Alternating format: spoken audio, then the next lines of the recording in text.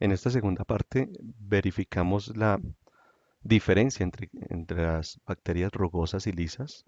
Recordemos que la bacteria lisa es mucho más virulenta y contiene toda esta estructura con el lípido A y con unas cadenas laterales que hacen que despierte una respuesta inflamatoria. La rugosa contiene un esqueleto y tiene N-acetil glucosa y galactosamina que también le disminuyen la virulencia y, digamos, su capacidad de invasión. Vamos a ver más adelante cuáles son esa capacidad para poder invadir a otras bacterias, a otras células. Entonces, vemos que hay diferentes estructuras dentro de la bacteria que le permiten adherirse a su célula huésped. Una de ellas son las adhesinas, que son proteínas de la pared celular que se fijan a moléculas receptoras específicas sobre la célula hospedera y capacitan a la bacteria para adherirse íntimamente a ella, es decir, de manera específica. Miren este receptor y miren cómo son las adhesinas, de manera específica para después ser internalizadas e invadir progresivamente y evitar que se elimine.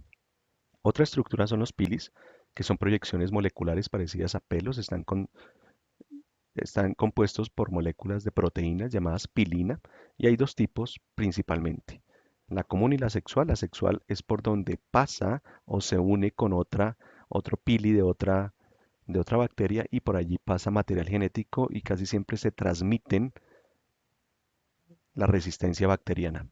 La común, como lo vemos aquí en esta diapositiva, cubren la superficie de la célula, a menudo son adhesinas que permiten colonizar superficies y a veces también se llaman fimbrias.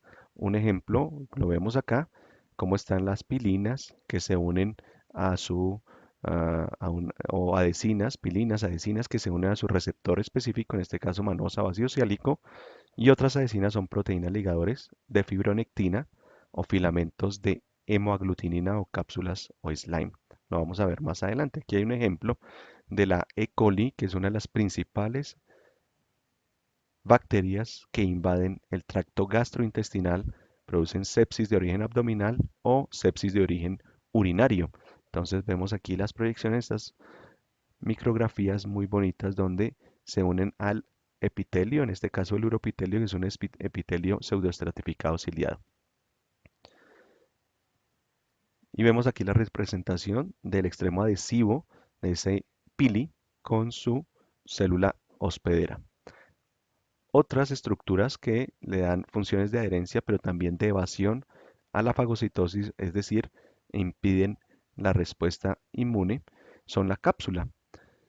Entonces, estas cápsulas son ah, sustancias que envuelven o que es capaz de secretar la bacteria y que la envuelven y evitan que sean detectadas por el sistema inflamatorio, específicamente por los macrófagos.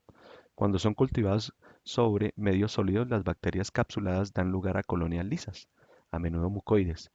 Las variantes acapsuladas producen colonias de desarrollo más lento, son rugosas o no mucoides y la cápsula contiene un antígeno capsular que se llama el antígeno K. Muchas bacterias se rodean de uno u otro tipo de gel hidrofílico. Si el material forma una capa razonablemente discreta, se denomina cápsula. Cuando es amorfa, se denomina slime. La mayoría de las cápsulas o capas de slime son polisacáridos, o sea, múltiples azúcares, o algunas son péptidos, o sea, aminoácidos pequeños unidos entre sí o proteínas que son muchísimo más grandes. Las cepas lisas o S son capsuladas virulentas, las cepas rugosas o R no capsuladas no son virulentas.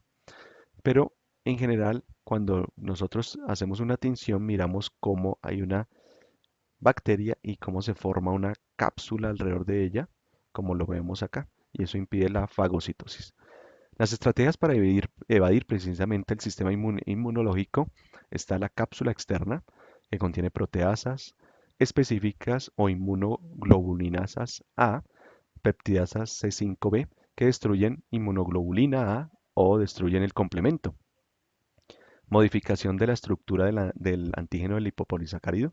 Entonces, Hay exotoxinas citolíticas que matan los fagocitos, o produciendo y viviendo dentro del biofilm, evitando la fagocitosis. Recordemos que el biofilm es toda esa estructura de material de detritos, inclusive bacterias, que se establecen donde hay un cuerpo extraño. Por ejemplo, un catéter, por ejemplo, una prótesis valvular, una prótesis ortopédica. Allí se genera biofilm y hay pocas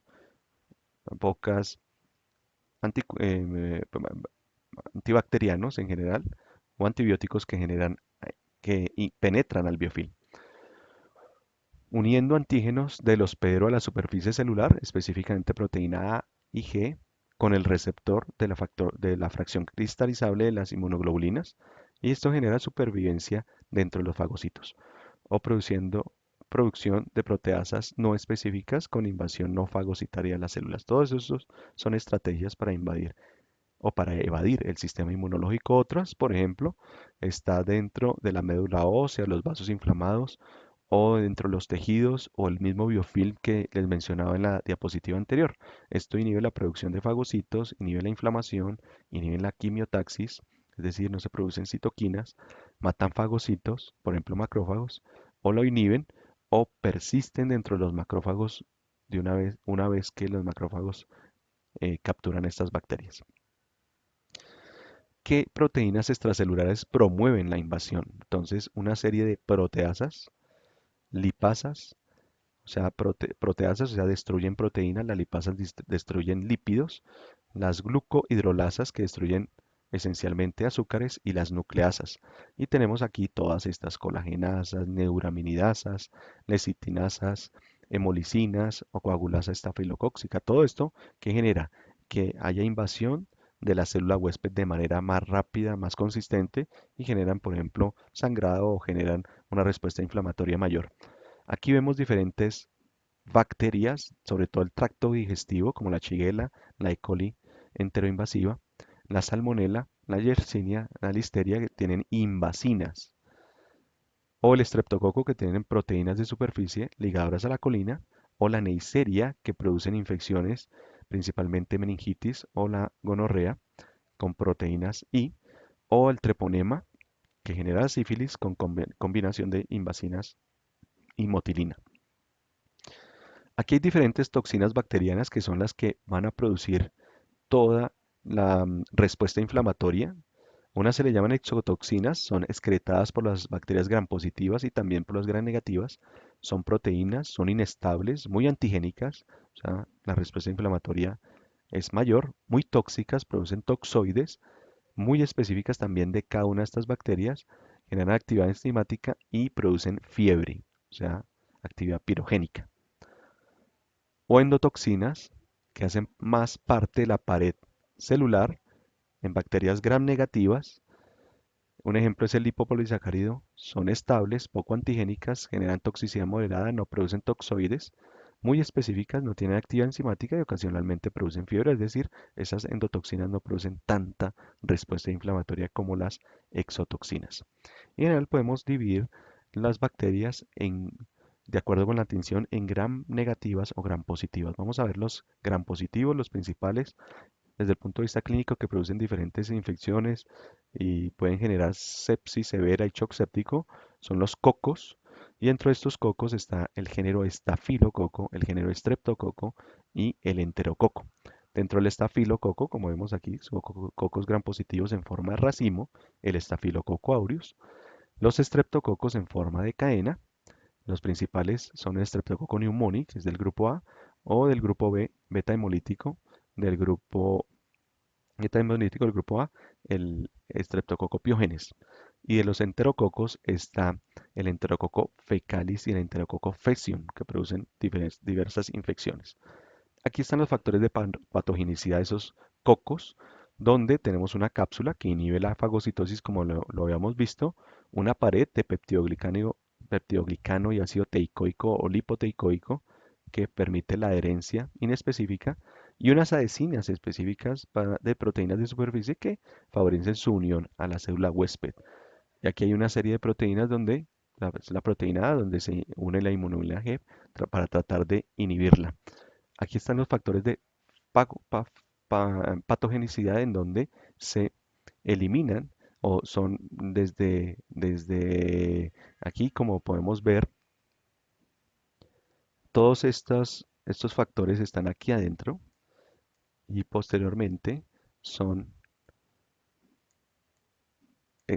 digamos, salen de la célula y son enzimas de imacinas, hidro y aluronidasas, lipasas, nucleasas, colagenasas, estafiloquinasas. Todo esto son enzimas que degradan esencialmente. O toxinas, por ejemplo, las hemolicinas o la toxina del síndrome de shock tóxico, que se produce principalmente por los cocos gram positivos y producen una respuesta inflamatoria severa. O la exfoliativa con el síndrome de piel escaldada, como lo vemos aquí. Hay diferentes enzimas que van a destruir, como destruyen los tejidos, invaden los tejidos fácilmente y a través de la destrucción del ácido hialurónico, a través de lípidos, a través de destrucción de lípidos, de destrucción de proteasas, de proteínas o de núcleos. O la coagulasa, que transforma el fibrinógeno a fibrina formando una capa más bien protectora. Y aquí otras exotoxinas como leucocidina, toxina que produce lisis de polimorfos nucleares, o hemolicinas, que son de tipo alfa, beta o gamma delta, que lisan glóbulos rojos, leucocitos, y también dermonecróticas. Exfoliativas, con la toxina de la piel escaldada, como lo vemos aquí en este bebecito, o la del toxina del shock tóxico que provoca síntomas específicos de sepsis severa. O enterotoxinas, que hay 7 tipos que producen intoxicación alimentaria principalmente en este tipo de infecciones por cocos gram positivos.